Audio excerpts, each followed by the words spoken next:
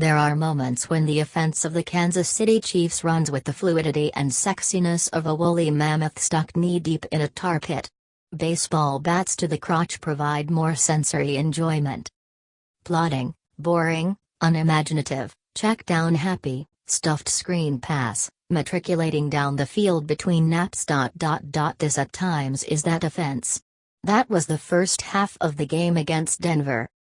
Then Andy Reid takes the cuffs off of his quarterback, Alex Smith, sometimes for just a moment, and that boring, awful offense comes alive. That was the second half against the Broncos. That's what happened on the final drive in regulation as Smith's Chiefs drove the field and tied the score at 24 with seconds left. That's also what happened in the final seconds of overtime. If Reid had opened up the offense earlier in the game, there would have been no overtime.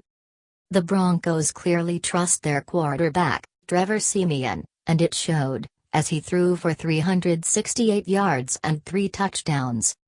And these quarterback showings provided the main lesson from Kansas City's 30-27 overtime win over Denver. As this tight AFC West goes down to the final weeks, the Raiders are leading it with mostly offensive prowess. Right on their heels are two of the most scary and dynamic defenses in football. What's becoming clear is that despite that defensive greatness, Kansas City and Denver will also need better quarterback play and, in the case of Reid, he'll need to crack open that playbook a little more. Dust off the longer pass plays. Unlock the deep routes. And you won't need footballs doinking off the left uprights and bouncing in for the overtime victory. The Chiefs won. It was a huge road win. They deserve the credit, but they'll need more to beat the Raiders. A lot more. It was an ugly 3 quarters there to start the game, Smith told NBC's Michelle Tafoya. Defense and special teams kept us in it. If you had to pick the best challenger to the Raiders, it's the Broncos, because Coach Gary Kubiak isn't afraid to let his quarterback throw deep down the field. Reid seems to only let Smith throw deep when it's desperation time. That won't work against Oakland again.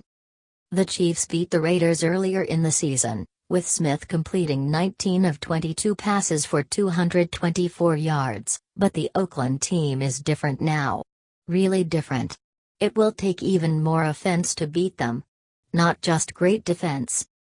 Because of that Kansas City defense and a re-emerging Justin Houston, the Chiefs will be one of those brutal, physical, punch-you-in-the-grill teams that, if they make the postseason, no team will want to face.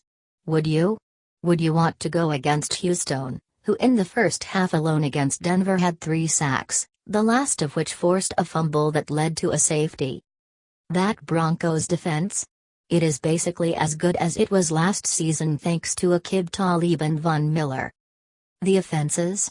Alex Smith had 72 yards passing entering the fourth quarter. The 1920s called.